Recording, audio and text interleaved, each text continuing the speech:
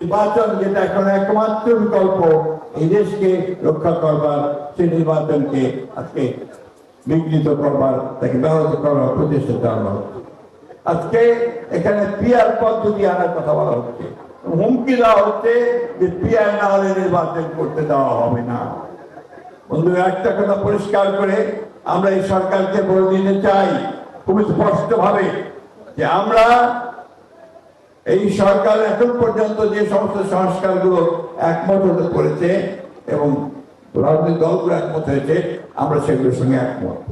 এবং আমরা অবশ্যই যেভাবে পদ্ধতিতে নির্বাচনে আমরা ভোট দিয়ে এসেছি সেইভাবে আমরা ভোট দেব, আমাদের প্রতিনিধি এবং আমাদের পার্লামেন্ট নির্বাচন করব।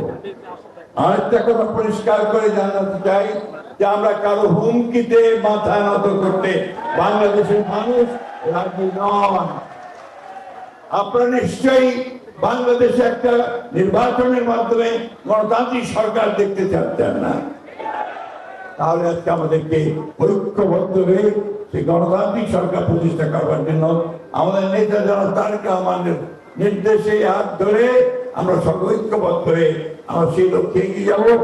ইনশাআল্লাহ নির্বাচনের মধ্য দিয়ে আমরা জনগণের সরকার প্রতিষ্ঠা করে, বিএনপি সরকার প্রতিষ্ঠা করে আমাদের নেতা তারেক রহমানকে আমরা প্রধানমন্ত্রী নির্বাচিত করতে পারবো এবং বিএনপিকে আবার ক্ষমতায় নিয়ে আসতে পারবো।